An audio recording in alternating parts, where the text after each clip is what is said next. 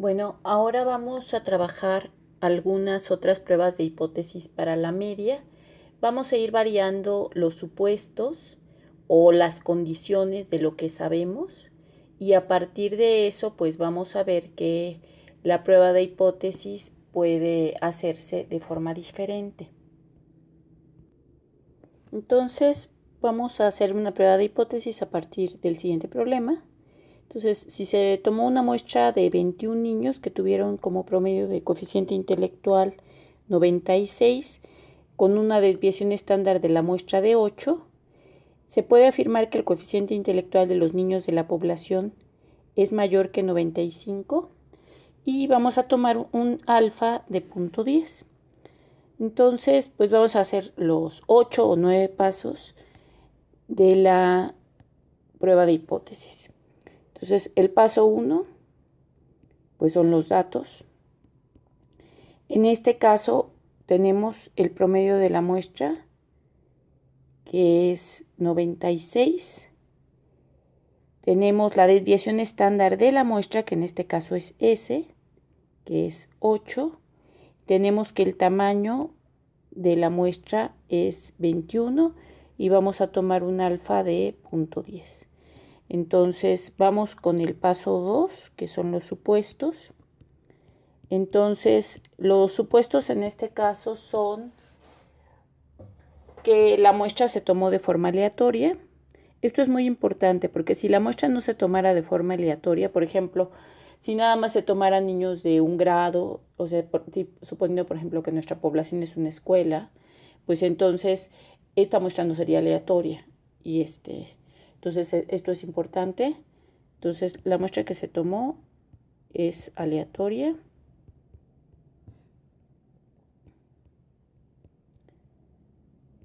Y también vamos a suponer que los elementos de la población tienen las mismas características.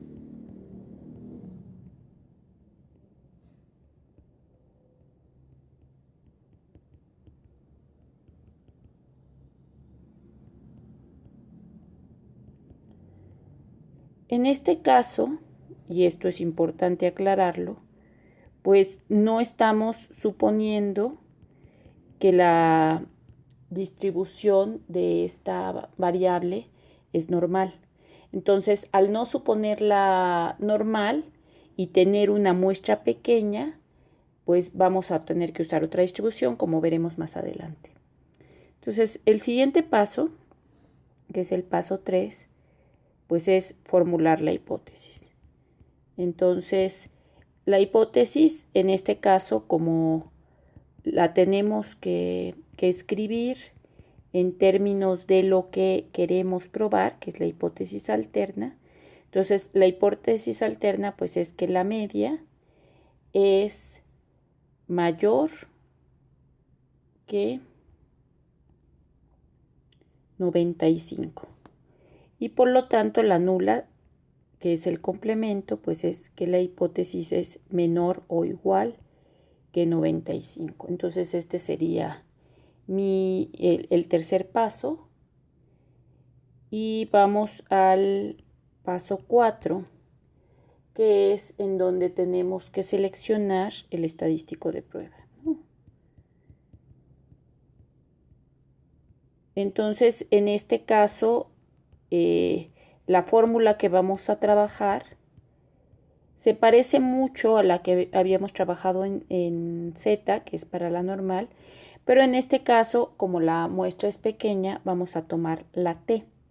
Y entonces la T, pues la vamos a escribir como la media de la muestra menos la media que queremos probar en la hipótesis, dividida entre el resultado de la desviación estándar sobre la raíz cuadrada del tamaño de la muestra. En este caso, la desviación estándar es S, entonces esa es la con la que vamos a trabajar. Y el paso 5, pues es ver cuál es la distribución que vamos a usar. Entonces, el paso 5, perdón. Entonces, el paso 5 es vamos a trabajar con la distribución de the student con con media 0 y desviación estándar 1. Y aquí algo que va a ser importante son los grados de libertad. En este caso, el número de grados de libertad pues es el tamaño de la muestra menos 1. Entonces, como el tamaño de la muestra era 21, vamos a tomar 20 grados de libertad. Entonces, a partir de esto ya vamos a usar el applet. Entonces, para el paso 6, pues vamos a tener el applet. Vamos a usar el applet de la distribución T. En este caso, los grados de libertad son 20. Entonces, primero tengo que escribir el 20. Luego, en la parte de en medio, tengo que elegir mayor que es la opción que corresponde a la hipótesis alterna, que es la que quiero probar. Y en la parte rosa o roja hay que poner cuál es el valor de alfa, que en este caso es 0.10. Entonces, con esto vamos a obtener un valor que en este caso es 1.32534. Como se puede ver aquí, pues ya está entonces identificado cuál va a ser el intervalo de rechazo. Y ahora vamos a pues hacer las cuentas con el paso 7, que es la decisión de rechazo o no rechazo. Entonces, para tomar la decisión de rechazo o no rechazo, pues hay que sustituir entonces en esta fórmula los valores que tenemos. Entonces, en este caso, X barra, que era la media que conocíamos de la población, era 96. La hipótesis es 95 y eso se va a dividir entre el resultado de la desviación estándar, que es 8 sobre raíz de 21. Entonces vamos a hacer el cálculo para ver cuánto nos da este resultado. En este caso, al hacer la sustitución, bueno, 96 menos 95 da 1. 8 entre raíz de 21 da aproximadamente 1.7457 y al hacer la división, esto lo que da es 0.5728. Entonces, este valor es el que tenemos que identificar dentro del intervalo de rechazo o de no rechazo. Entonces, aquí tenemos ya la gráfica y el punto 0.57 pues queda más o menos por acá, ¿no? Entonces, como pueden ver, no cae en la parte iluminada. Entonces, quiere decir que no se rechaza la hipótesis nula. Entonces, ya con esto ya podemos entonces tomar la decisión. No se rechaza la hipótesis nula. Siempre es muy importante marcarlo en la gráfica que tenemos. Entonces no se rechaza la hipótesis nula. Y entonces vamos al paso 8. Entonces, el paso 8 es, pues, todo va a depender de qué pasó con la hipótesis nula. Entonces, en este caso, al no rechazar la hipótesis nula, la conclusión es que no hay suficiente evidencia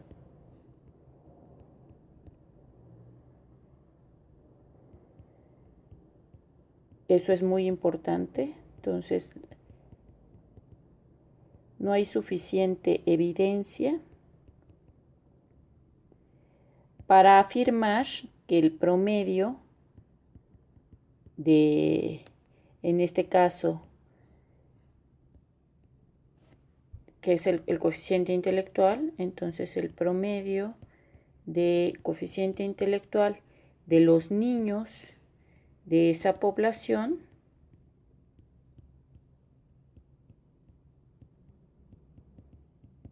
es mayor que 95.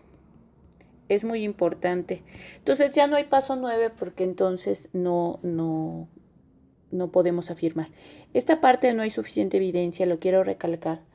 Porque, bueno, para empezar, acuérdense que cuando estamos haciendo prueba de hipótesis, la hipótesis nula nada más se rechaza o no se rechaza. recordar que no rechazar y aceptar no es lo mismo. Y entonces cuando no se rechaza, pues siempre la conclusión es que no hay suficiente evidencia para poder afirmar la hipótesis que queremos probar. Y entonces hasta ahí queda, ¿no? Ya no hay paso 9 porque no se confirmó la hipótesis que se quería probar. Entonces, bueno, este es un ejemplo diferente. Los pasos fueron exactamente los mismos que ya habíamos visto, pero aquí cambiaron los supuestos. O sea, al no suponer que la distribución es normal y al tener una muestra pequeña, entonces estamos usando la distribución T. Entonces, esa es la forma de resolver esta prueba de hipótesis. Entonces vamos a hacer esta prueba de hipótesis. Vamos a suponer que se tomó una muestra de 40 estudiantes de una universidad y se obtuvo que el promedio de veces que salen a la semana durante la pandemia es 3, con una desviación estándar. Ahorita vamos a considerar que esta desviación estándar es de la muestra de 0.8. Entonces lo que queremos probar queremos ver si se puede afirmar que los estudiantes de esa universidad salen en promedio menos de 4 veces a la semana durante la pandemia. Vamos a tomar un alfa de 0.04. Vamos a trabajar entonces con estos datos. Entonces, pues vamos paso por paso. Entonces, el paso 1 es pues los datos, ¿no? Entonces, en este caso tenemos, pues la media que conocemos es de 3 veces la desviación estándar. En este caso, pues dijimos que era de la muestra, que es 0.8, y el tamaño de la muestra es 40 y el alfa es de 0.04. Entonces, aquí esta prueba de hipótesis parece muy similar a la anterior, pero aquí los supuestos van a ser diferentes por una razón, por el tamaño de la muestra. O sea, entonces en este caso se puede considerar que como el tamaño de la muestra es grande, que eso hace toda la diferencia.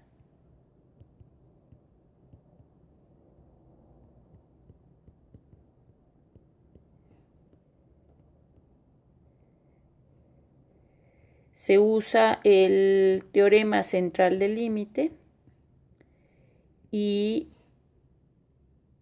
se puede aproximar por la distribución normal. Entonces, aquí no estoy suponiendo que la distribución de la variable, que es el número de veces que salen, es normal, sino lo que estoy suponiendo es que usando el teorema central del límite, pues puedo entonces tener que la distribución es normal, que es diferente. O sea, no es suponer que la original, sino suponer que por el tamaño de muestras grandes, a la hora que tomo distribución de medidas muestrales, pues puedo ocupar esta.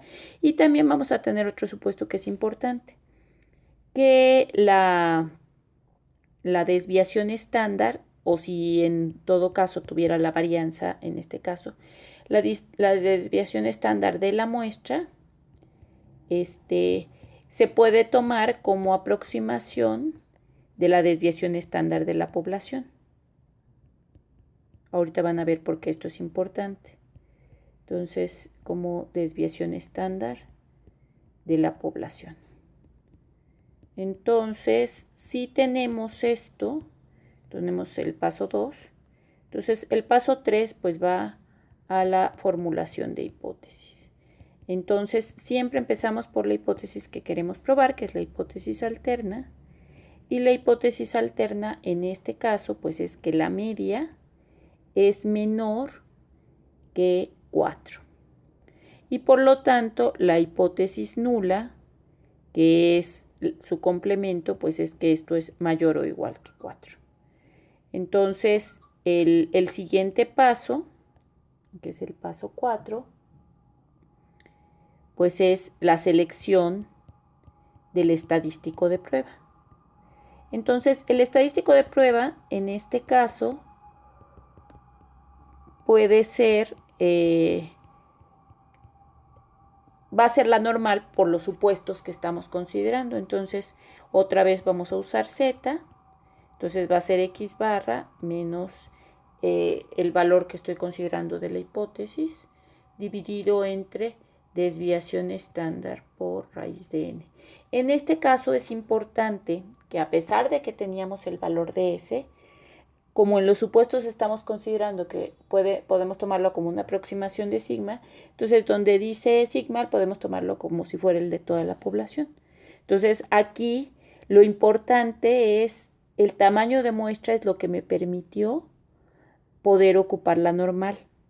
Entonces voy con el paso 5, que es la distribución que voy a usar. Entonces es la distribución normal, es la selección de la distribución, con media 0 y desviación estándar 1. Entonces la distribución normal estándar. Entonces al paso 6 voy a definir el intervalo de rechazo. En este caso digo el porque la hipótesis es solo de una cola, porque cuando tengo mayor que o menor que en la hipótesis original, solo va a estar cargado hacia uno de los lados. Entonces voy al applet de la distribución normal para elegir el resultado para calcular los intervalos. Entonces ya tengo la distribución, hablo el applet, y en la parte de en medio tengo que elegir menor que porque mi hipótesis original estaba enunciada en términos de menor que, y en el valor, en la parte rosa o roja, voy a poner el valor de alfa, que en este caso es 0.04. Entonces ahora aparece marcado del lado izquierdo y el valor que me da es negativo, es menos 1.75069. Entonces aquí aparece, es importante el signo porque siempre que aparece a la izquierda el intervalo de rechazo va a ser negativo. Y bueno, a la hora de calcular los valores, pues hay que tener mucho cuidado con el signo. Entonces el intervalo de rechazo siempre queda en la parte, en los extremos. En este caso, que es una sola cola, pues queda en el extremo izquierdo. Entonces la parte que está iluminada corresponde al intervalo de rechazo. Entonces vamos al paso 7 para ver, para tomar la decisión. Entonces, para tomar la decisión, pues voy a sustituir en esta fórmula los valores que ya tengo. En este caso, la media de la muestra es 3, la que tengo en la hipótesis es 4, estas dos son las que se van a restar y se van a dividir entre el resultado de la desviación estándar, en este caso vamos a tomar el 0.8 que teníamos, dividido entre raíz de 40. Entonces vamos a ver cuánto nos da este resultado. Al hacer las operaciones 3 menos 4 da menos 1, es muy importante el signo. Y luego 0.8 entre raíz de 40 da 0.1264. Y entonces esto es aproximadamente 7.9056. Si ustedes ven, pues este valor, si lo pongo dentro de la gráfica, pues me va a dar hasta por acá, porque acuérdense que la gráfica siempre se extiende de forma infinita, digo, casi nunca la hacemos, de hecho, por cuestiones de limitación de espacio no podemos, pero la gráfica se extiende de manera infinita, entonces todavía incluso quedaría un poco más a la izquierda de lo que es la pantalla, pero el punto es que claramente todo eso, pues al quedar en el extremo, queda en la zona de rechazo. Entonces, por lo pronto, lo que puedo saber es que se rechaza la hipótesis nula, que es H0, y voy entonces al paso 8, que son la conclusión. Entonces, la conclusión es que al rechazar H0, se confirma que el promedio de veces por semana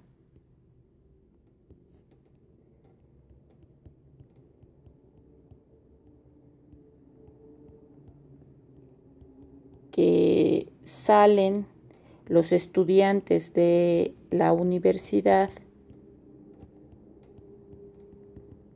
durante la pandemia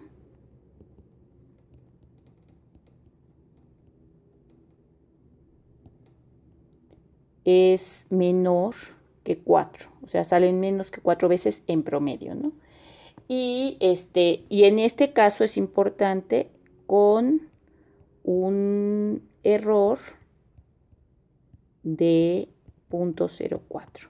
O sea, estamos con un 4%, podemos afirmar esto. Entonces, acuérdense que siempre las conclusiones para la prueba de hipótesis no son absolutas, sino son probabilísticas. Entonces, podemos garantizarlo con una probabilidad muy alta. Entonces, aquí vamos a calcular el paso 9, que es el cálculo de P, para ver qué tan exacta quedó. Entonces, para el cálculo de P, lo que obtuve, que es el 7.9056, tengo que ver cuál es la probabilidad asociada. En este caso, un detalle importante es negativo. Ahí no lo escribí, pero el resultado es negativo. Si hubiera sido 7.90 en positivo, tendría que haber quedado para el otro lado, ¿no? Entonces, es menos 7.90. Entonces, por eso queda menos 7.9056, ¿no? Ese es el valor. Entonces, entonces vamos al cálculo de P. Si sustituimos en la parte azul lo que habíamos obtenido en el paso 7, que es menos 7.9056, tomando el menor, dejando el menor que eso es muy importante. Entonces, aquí nada más era con punto. Ok, ahí aparece. El valor me da 0. Aparentemente sería 0.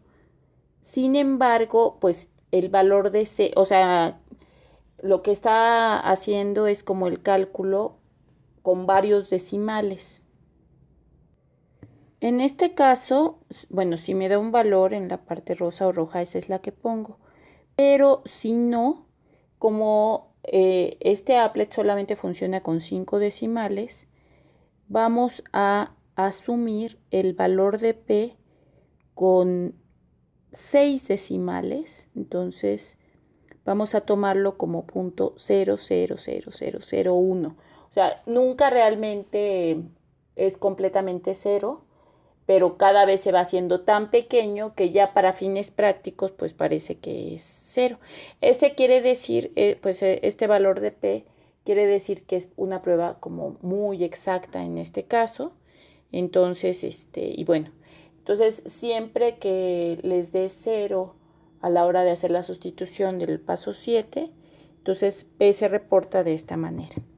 Entonces, bueno, esto sería como pues lo que vamos a ver de prueba de hipótesis para la media, luego vamos a ver prueba de hipótesis para una proporción.